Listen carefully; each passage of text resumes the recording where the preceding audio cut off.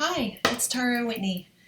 I recently received a message on Facebook, and it was from a friend of mine who had just finished my book, Hungry, Trust Your Body and Free Your Mind Around Food.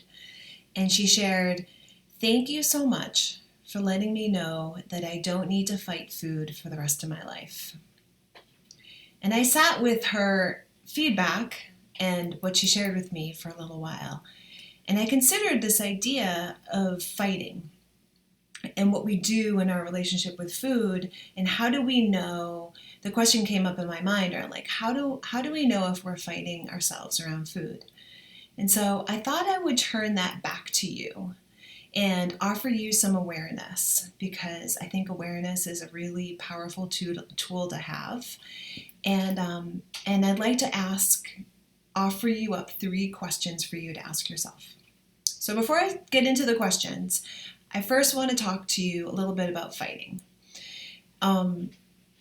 Because in my experience and what I observe from people who are in conflict is it's often an exhausting experience, meaning fighting takes energy, fighting's tiring, fighting requires us to either be someone's on the defense and someone's on the offense. And it can take a lot out of us.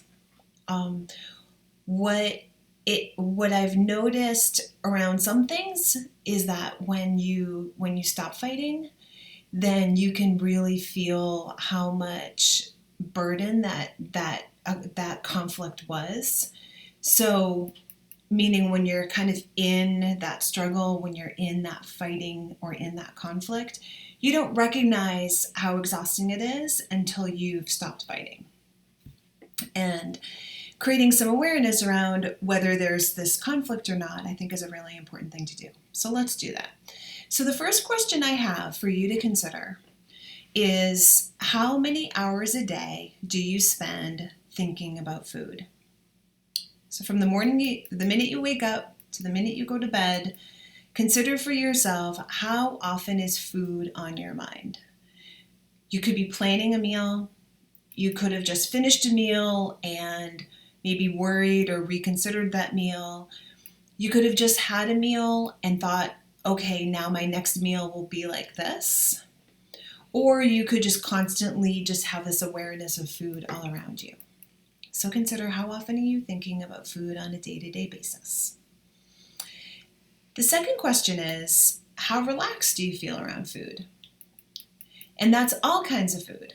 So you may feel pretty relaxed maybe with the food that's in your kitchen, but what happens when you're at work and someone brings in donuts or homemade cupcakes or cookies or something that might feel triggering to you? Or maybe you're going out to a new restaurant and you're unfamiliar with a menu, or you're going to an event. You're heading out to a networking event or a graduation party or a wedding, and you're and this idea that you're going to be around all these different types of food. Like, how relaxed are you? How relaxed can you be in all these different areas of your life around food? And then the third question I have for you is, how much time and energy do you spend nourishing and respecting your body? So how often are you in this conversation with your body around how to make yourself feel good, how to treat yourself well?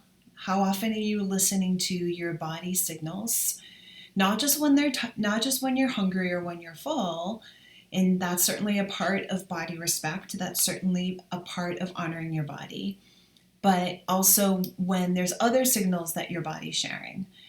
How tired you might feel, how hydrated you are, how creative you're being, all of those different things. So, as you consider the question yourself, are you fighting with food? Are you fighting your body? Are you fighting yourself?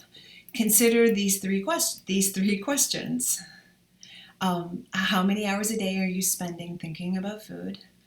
How relaxed do you feel around all food in all situations in your life?